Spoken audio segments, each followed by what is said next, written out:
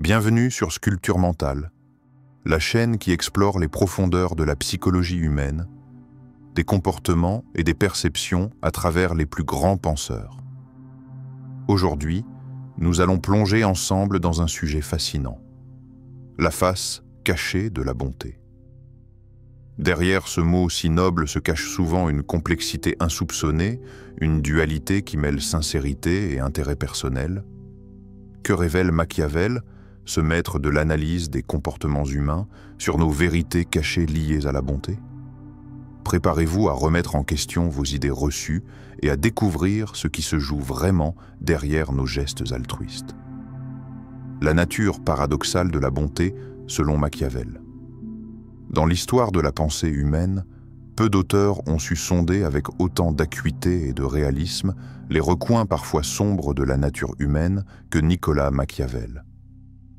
Souvent caricaturé comme un penseur cynique, voire immoral, Machiavel est en réalité un observateur lucide, un analyste fin des mécanismes profonds qui régissent nos comportements.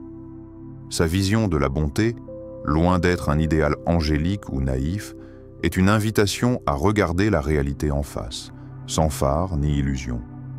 Machiavel nous rappelle que l'être humain ne peut être réduit à une pure dualité entre bien et mal.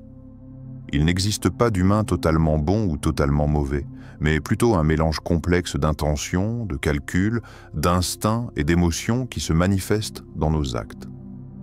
Ce qu'il nomme la nature humaine est intrinsèquement paradoxal. Nous sommes capables de gestes généreux et désintéressés, mais aussi de comportements égoïstes, parfois même masqués sous l'apparence de la vertu. Il écrit ainsi: « Les hommes oublient plus vite la mort de leur père que la perte de leur patrimoine. » Cette phrase frappe par sa vérité implacable. Elle illustre que nos intérêts personnels pèsent souvent plus lourd dans la balance que nos liens affectifs les plus profonds. Cette observation ne fait pas l'éloge d'un égoïsme cynique, mais souligne que derrière chaque acte, même le plus noble en apparence, se cachent des motivations complexes, parfois contradictoires.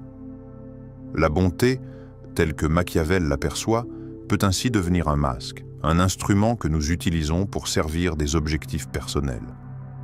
Derrière un sourire, derrière un acte de générosité, il peut y avoir le désir de préserver une position sociale, de gagner la confiance d'autrui ou d'éviter un conflit. En ce sens, la bonté ne serait pas toujours un pur reflet d'altruisme, mais souvent une stratégie, consciente ou inconsciente, pour naviguer dans le monde social. Ce regard ne cherche pas à délégitimer la bonté, ni à condamner ceux qui agissent avec bienveillance. Il invite plutôt à une forme de vigilance, une conscience plus fine de ce qui anime réellement nos actions. En comprenant que la bonté peut aussi être un outil, nous gagnons en lucidité sur nous-mêmes et sur les dynamiques sociales qui nous entourent. Cette complexité pose une question fondamentale. Dans quelle mesure sommes-nous capables d'une bonté pure, détachée de tout calcul? Et surtout, comment discerner cette pureté dans nos propres gestes? Car il ne s'agit pas seulement d'observer les autres, mais de s'interroger sur notre propre motivation. Lorsque vous faites preuve de bonté, êtes-vous certain que c'est par pure générosité? Ou y a-t-il toujours un calcul, même inconscient, qui guide votre geste? Ce questionnement ouvre une porte vers une introspection nécessaire. Reconnaître que nous sommes des êtres mixtes, que nos actions contiennent souvent des strates multiples de motivation, peut sembler déstabilisant. Mais c'est aussi une étape indispensable pour dépasser une vision manichéenne du monde et de soi. En acceptant la complexité, nous nous libérons des illusions et des faux semblants. La bonté, dans cette perspective philosophique, devient alors un terrain d'exploration, un espace où se jouent des jeux subtils de pouvoir, d'influence, mais aussi de quête de sens et d'authenticité. Elle n'est plus simplement un acte moral, mais un phénomène humain riche, chargé de paradoxes. C'est ce qui la rend à la fois fascinante et parfois déroutante. Prenons un exemple concret. Une personne qui offre son aide dans un cadre professionnel. Son geste Est-il uniquement motivé par un désir d'aider sincère, ou cherche-t-elle aussi à renforcer son image, à se positionner comme une personne fiable, indispensable? Peut-être les deux se mêlent-ils, sans que la personne en ait pleinement conscience. Et c'est là que la subtilité intervient. La bonté peut être à la fois une expression de soi et un moyen d'interaction avec l'environnement. Cette analyse peut aussi s'étendre aux sociétés dans leur ensemble. Les normes sociales valorisent la bonté, l'altruisme, la solidarité. Pourtant, ces mêmes normes peuvent parfois servir à maintenir des hiérarchies, à dissimuler des rapports de force. Ainsi, la bonté collective peut aussi cacher des intérêts groupaux, des stratégies politiques. Ce constat n'est pas un appel au cynisme, mais une invitation à la vigilance et à la compréhension. En résumé, la vision machiavélienne de la bonté nous pousse à dépasser les apparences et à interroger la nature profonde de nos gestes. La bonté n'est pas une essence pure, mais une construction mouvante où se mêlent intérêt et désintéressement, lumière et ombre. Comprendre cette réalité, c'est s'ouvrir à une connaissance plus authentique de soi et du monde. Lorsque vous agissez avec bonté, quel dialogue intime se joue en vous? Est-ce que cette bonté est une expression sincère de votre être ou un moyen pour répondre à un besoin plus profond, parfois caché?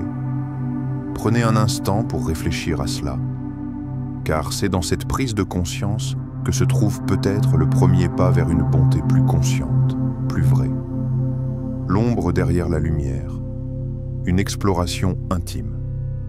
Il est tentant, presque naturel, de voir la bonté comme une lumière pure qui éclaire nos vies et celles des autres. Pourtant, sous cette lumière éclatante, se cache souvent une zone d'ombre, une part méconnue de notre psyché que nous évitons ou que nous ne savons pas toujours reconnaître. Cette ombre n'est pas une faute ou une faiblesse, mais une réalité humaine profonde, un territoire intérieur qui mérite d'être exploré avec courage et bienveillance. La psychologie analytique, notamment à travers le travail de Carl Gustav Jung, nous invite à embrasser cette dualité. Jung affirme que « ce à quoi tu résistes persiste », une formule simple mais lourde de sens. En d'autres termes, plus nous refusons de regarder cette part d'ombre qui coexiste avec notre lumière, plus elle s'enracine et influence nos comportements, souvent à notre insu. Cette ombre est cette zone où résident nos peurs, nos blessures, nos ambitions cachées, mais aussi nos contradictions et nos parts d'ombre humaines que nous jugeons inacceptables. Dans le contexte de la bonté, cela signifie que nos actes généreux, bien que porteurs de lumière, peuvent être teintés de motivations moins nobles. Combien de fois avons-nous agi par peur du rejet, par besoin d'être reconnus, ou pour éviter un conflit intérieur? Ces gestes, bien que positifs en apparence, naissent parfois d'une volonté de combler un vide intérieur, d'apaiser une douleur enfouie, ou de renforcer une image sociale que nous souhaitons projeter. Regarder cette ombre en face n'est pas chose facile. Cela demande une honnêteté radicale envers soi-même, une capacité à se questionner sans complaisance, mais sans jugement. C'est accepter que notre bonté ne soit pas toujours pure, qu'elle puisse porter en elle des ambitions personnelles, des peurs ou des blessures du passé. Cette acceptation est le point de départ d'une connaissance plus profonde, plus authentique de nous-mêmes. Imaginez un instant, derrière chaque sourire généreux pourrait se cacher la peur d'être abandonné. Derrière chaque main tendue, le désir inconscient de recevoir de la reconnaissance. Derrière chaque parole douce, une blessure que l'on cherche à apaiser. Cette révélation peut bouleverser notre vision d'un soi idéalisé, mais elle ouvre aussi la voie à une intégration plus saine et équilibrée. Le concept d'ombre chez Jung ne désigne pas uniquement les défauts, mais tout ce que nous ne voulons pas voir en nous, parce que cela dérange notre image consciente. Cette ombre est le réservoir de notre humanité complète, avec ses zones lumineuses et obscures. Elle contient aussi des forces créatrices et des ressources insoupçonnées que l'on peut mobiliser une fois intégrées. Dans cette perspective, la bonté devient un chemin, un terrain d'exploration intérieure où la lumière et l'ombre dialoguent. Elle n'est plus un idéal à atteindre, mais une pratique consciente, une danse délicate entre nos aspirations les plus élevées et nos parts d'ombre. C'est dans cette rencontre que nous pouvons espérer devenir plus authentiques, plus libres et véritablement en paix avec nous-mêmes. Le défi est donc de reconnaître cette ombre dans nos actes, de ne plus la fuir ni la nier. Quel rôle joue-t-elle dans votre manière d'être bon envers les autres? Est-ce que votre bonté est parfois une réponse à un besoin intérieur d'être vu, aimé ou accepté? Ou bien est-elle une véritable expression de votre être profond, dénué de tout calcul? Cette introspection ouvre un espace de dialogue intime avec soi-même, où l'on peut accueillir ses parts d'ombre sans honte, sans peur, mais avec une bienveillance nouvelle. Car ce n'est qu'en intégrant cette ombre que nous pouvons libérer une bonté plus authentique, plus profonde, qui ne cherche plus à masquer ou à compenser, mais qui rayonne simplement. Au-delà de la psychologie, cette démarche invite aussi à une certaine humilité. Nous ne sommes pas des êtres parfaits, mais des êtres en devenir, traversés par des contradictions qui font la richesse de notre humanité. Reconnaître cela, c'est aussi accepter que la bonté ne soit pas un état figé, mais un processus, une quête continue. En fin de compte, ce n'est pas l'absence d'ombre qui définit la bonté, mais la manière dont nous la regardons, la comprenons et la transformons. C'est un engagement à ne plus fuir notre complexité, mais à l'embrasser pleinement, avec toutes ses nuances. Quel est le rôle de votre propre ombre dans vos actes de bonté? L'avez-vous déjà regardé en face, avec honnêteté et compassion? Peut-être que cette question, simple en apparence, est la clé pour transformer votre manière d'être et de donner au monde. Une histoire pour comprendre. Derrière la générosité, un besoin profond. Imaginez une femme que tout le monde connaît dans son quartier, une femme dont la porte est toujours ouverte, toujours prête à tendre la main, à offrir un repas, un conseil, une écoute. Sa générosité est devenue sa marque de fabrique, son image, ce qui la définit aux yeux des autres. Elle est admirée, respectée, aimée pour sa bonté apparente. Mais derrière ce sourire accueillant, derrière chaque acte de bienveillance, se cache une réalité plus fragile, un monde intérieur souvent invisible.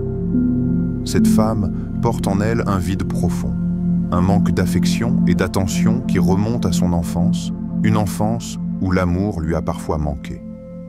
Ce vide n'est pas évident au premier regard, il est dissimulé sous le voile de sa générosité. Son altruisme est sincère, certes, mais il est aussi une manière, consciente ou non, de combler ce vide. Offrir aux autres devient alors un moyen d'obtenir ce qu'elle n'a pas reçu, une reconnaissance, un sentiment d'être utile, une forme d'amour qu'elle espère capter à travers ses gestes. Chaque sourire, chaque don est une tentative de panser ses blessures invisibles. Cette histoire illustre une réalité humaine universelle. La bonté peut parfois être une réponse à des besoins personnels profonds. Nous aidons, nous donnons, non seulement par pure générosité, mais aussi pour apaiser nos propres souffrances, pour nourrir nos manques. Pensez à cette femme. Combien d'entre nous, à un moment ou un autre, avons-nous agi par générosité tout en cherchant inconsciemment à combler un vide en nous? Cette générosité, même si elle apporte du bien autour de nous, est aussi un miroir qui reflète notre quête intérieure. Il ne s'agit pas ici de juger ni de décrier ces gestes. Au contraire, reconnaître cette complexité nous invite à plus de compassion envers les autres, mais aussi envers nous-mêmes. Car derrière chaque acte de bonté se joue souvent un dialogue intime, une danse fragile entre ce que nous donnons et ce que nous cherchons à recevoir. Cette femme pourrait être votre amie, votre collègue, peut-être même vous-même. Cette générosité qui semble si lumineuse est aussi un appel silencieux, une demande d'être vue, entendue, aimée dans sa vérité. Souvent, cette double dynamique reste inconsciente, voilée par la force du geste extérieur. Mais elle est là, bien réelle, inscrite dans le tissu de nos relations humaines. Dans notre société, la générosité est valorisée, presque idéalisée. Pourtant, si nous y regardons de plus près, elle est aussi une source d'apprentissage personnel. Elle nous confronte à nos propres blessures, à nos besoins non comblés et nous pousse à grandir. Comprendre cela, c'est ouvrir une fenêtre vers une bonté plus consciente, où le don ne cherche plus uniquement à combler un vide, mais à partager pleinement, en conscience et en vérité. Cette histoire nous invite donc à un regard différent sur nos actes. Quand vous offrez, quand vous donnez, demandez-vous: est-ce que je cherche seulement à aider, ou est-ce aussi une manière de répondre à un besoin intérieur? Cette question peut sembler délicate, mais elle est essentielle pour mieux comprendre notre relation à la bonté. Plus encore, elle ouvre la voie à un chemin de guérison. En accueillant nos blessures et nos manques, nous pouvons progressivement libérer notre générosité de ces chaînes invisibles et avancer vers une bonté plus libre, plus authentique. Car la véritable générosité ne nie pas la complexité humaine, elle l'intègre. Elle ne se refuse pas à la vulnérabilité, mais l'embrasse. C'est dans cette intégration que la bonté trouve sa force la plus profonde. Avez-vous déjà ressenti que votre générosité répondait aussi à un besoin intérieur, plus qu'à une simple volonté d'aider? Prenez un moment pour accueillir cette réflexion. Elle pourrait révéler des aspects de vous-même que vous n'aviez jamais osé regarder et ouvrir des portes vers une bonté renouvelée. La bonté stratégique dans les relations sociales, entre rôle et authenticité. Dans le tissu complexe des relations humaines, la bonté ne se limite pas à un simple élan désintéressé. Elle peut, et souvent elle est, une stratégie sociale. Dans ce contexte, la bonté devient un outil, un moyen d'influencer, de construire des alliances, ou encore de désamorcer des tensions potentiellement conflictuelles. Cette dimension stratégique, loin d'être nécessairement cynique, reflète la nature pragmatique des interactions humaines. Dès la Renaissance, Machiavel avait déjà perçu que, dans la sphère politique et sociale, l'apparence de la vertu, y compris la bonté, pouvait primer sur la vertu réelle. Selon lui, ceux qui savent manier cette apparence gagnent en pouvoir et en influence, parfois sans que leur intention soit purement morale. Ainsi, la bonté peut être performative, un rôle que l'on joue, un masque que l'on porte pour s'adapter et naviguer dans un environnement donné. Aujourd'hui, ce phénomène est largement étudié en sciences sociales sous le terme de performativité sociale. Ce concept désigne la manière dont les individus jouent des rôles sociaux, adoptent des comportements et des postures conformes aux attentes pour s'intégrer, être acceptés ou obtenir des avantages. Dans ce cadre, la bonté n'est pas seulement un acte, mais aussi un spectacle, une performance dont le but est souvent plus lié à l'image qu'elle véhicule qu'à l'acte lui-même. Cette réalité pose une question centrale. Comment distinguer la sincérité d'un acte de bonté de la posture stratégique? En d'autres termes, comment déceler si un geste est une expression authentique d'empathie ou une manœuvre sociale visant à construire une image favorable? Cette distinction est difficile car elle repose souvent sur l'interprétation des intentions qui sont intrinsèquement privées et parfois floues, même pour la personne qui agit. Oscar Wilde, avec sa finesse habituelle, nous éclaire en disant « La vérité est rarement pure et jamais simple ». Cette citation souligne la complexité des motivations humaines et la difficulté à isoler une vérité unique derrière nos comportements. La bonté, comme toute autre qualité humaine, se trouve à l'intersection de multiples influences, conscientes ou non. Dans notre société contemporaine, marquée par la surmédiatisation et la valorisation de l'image, la performativité sociale est omniprésente. Les réseaux sociaux, par exemple, sont un théâtre où la bonté est souvent mise en scène, célébrée, partagée, mais aussi parfois manipulée. Dans ce contexte, cultiver une bonté authentique devient un véritable défi. Pour y parvenir, plusieurs pistes peuvent être envisagées. D'abord, la conscience de soi, reconnaître que nos actes s'inscrivent souvent dans un contexte social avec ses règles implicites. Cette conscience permet de repérer les moments où notre bonté est spontanée et ceux où elle est influencée par des considérations externes. Ensuite, la cohérence entre parole et action. Une bonté authentique se manifeste par une constance dans le temps, dans différents contextes, même lorsque l'attention sociale diminue. C'est cette intégrité qui différencie la posture superficielle de l'engagement sincère.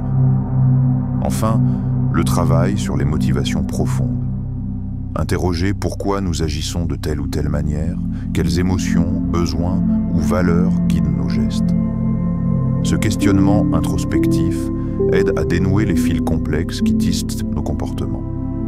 Cela dit, il ne s'agit pas de rejeter toute bonté performative comme fausse ou nuisible. Dans certaines situations, jouer un rôle peut être nécessaire pour éviter un conflit, maintenir la paix ou encourager un dialogue. La nuance est essentielle. La performativité peut parfois servir des causes justes, même si elle reste une forme de jeu social. Cette analyse invite donc à une vigilance équilibrée. Nous devons apprendre à naviguer entre authenticité et stratégie, en acceptant que la bonté humaine est rarement une ligne droite, mais plutôt une danse entre ces deux pôles. Comment cultiver une bonté authentique dans un monde qui valorise souvent le spectacle, l'apparence et la performance sociale? Cette interrogation nous invite à réfléchir non seulement à nos actes, mais aussi à la qualité de notre relation à nous-mêmes et aux autres dans ce théâtre social complexe. Vers une bonté consciente et éclairée, un voyage intérieur.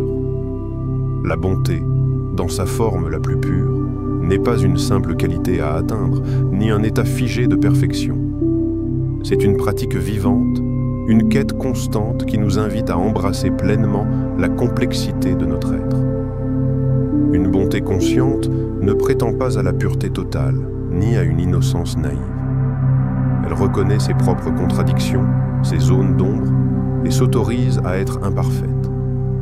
C'est dans cette honnêteté radicale qu'elle trouve sa force et sa beauté. Accepter notre imperfection n'est pas un renoncement, mais un acte de courage. Cela signifie se libérer des attentes rigides, celles que nous imposons aux autres, mais aussi celles que nous nous imposons à nous-mêmes. Se libérer des jeux sociaux, des rôles que l'on nous demande de jouer, pour se connecter à une générosité qui vient du cœur, libre et authentique. Cette bonté consciente est un chemin d'éveil. Elle commence par une connaissance profonde de soi, une exploration honnête de ce qui nous anime vraiment, au-delà des apparences et des conditionnements. Lao Tse disait « Celui qui connaît les autres est sage, celui qui se connaît est éclairé ».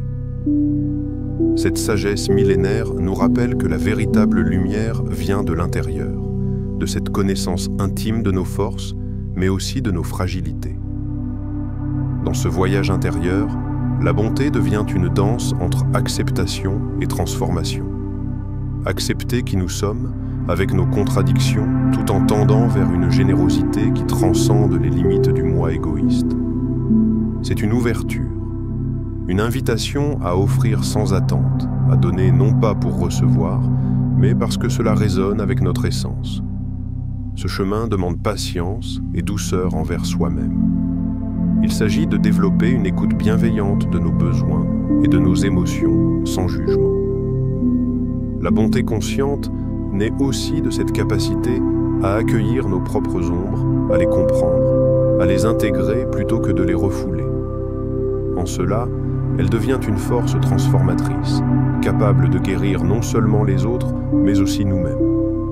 Imaginez un instant une bonté qui n'est pas dictée par la peur de perdre l'estime des autres, ni par le désir de contrôle, mais qui s'exprime librement, sans contrainte. Une bonté qui accepte de poser des limites quand il le faut, qui sait dire non avec respect, parce qu'elle respecte avant tout son équilibre intérieur.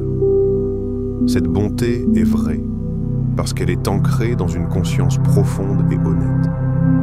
Cultiver cette bonté consciente, c'est aussi développer une présence attentive aux autres, une écoute qui ne cherche pas à imposer, mais à comprendre. C'est une bonté qui reconnaît la complexité humaine, qui accepte les différences sans jugement, qui qui sait accompagner sans chercher à changer. Elle se nourrit de respect et de compassion authentique. Ce processus peut sembler exigeant, mais il est libérateur. Il nous libère des chaînes des attentes sociales et des illusions de perfection. Il nous invite à vivre une générosité qui ne s'épuise pas dans la recherche de reconnaissance, mais qui trouve sa source dans la liberté intérieure. Êtes-vous prêt à embrasser cette complexité intérieure, à accepter vos contradictions, vos fragilités, pour offrir une bonté plus libre, plus vraie, pleinement ancrée dans la conscience de vous-même? Cette invitation n'est pas une simple question, mais un appel à un engagement profond, un pas vers une transformation intérieure où la bonté devient une force puissante et lumineuse, nourrie par l'authenticité et l'éveil. Prenez un instant pour observer vos propres actes de bonté. Que révèlent-ils sur vous, au-delà de la simple apparence? Quelle vérité cachée êtes-vous prêt à découvrir pour mieux vous comprendre et grandir? À travers ce voyage dans les multiples facettes de la bonté, nous avons découvert qu'elle n'est ni simple, ni unidimensionnelle. Derrière chaque acte généreux se joue une dynamique complexe entre lumière et ombre, entre sincérité et stratégie, entre besoins personnels et désir d'authenticité. Reconnaître cette richesse intérieure est un premier pas essentiel pour développer une bonté consciente, libre des masques et des calculs, une bonté ancrée dans la connaissance profonde de soi. Sur Sculpture mentale, notre quête est celle de la vérité humaine, dans toute sa complexité et sa beauté. Si cette exploration vous a touché, si elle vous invite à regarder en vous avec plus d'honnêteté et de bienveillance, alors n'hésitez pas à vous abonner à la chaîne. Activez la cloche de notification pour ne rien manquer de nos prochaines réflexions qui nourrissent l'esprit et éveillent la conscience. Partagez dans les commentaires votre propre expérience de la bonté. Comment percevez-vous cette dualité en vous? Comment cultivez-vous une générosité authentique dans votre vie? Votre témoignage enrichira cette communauté d'esprit en quête de compréhension. Enfin, si cette vidéo vous a plu, pensez à liker et à la partager avec ceux qui, comme vous, cherchent à sculpter leur mental pour mieux se connaître et mieux vivre. Rappelez-vous, la véritable bonté commence par le regard sincère que nous portons sur nous-mêmes.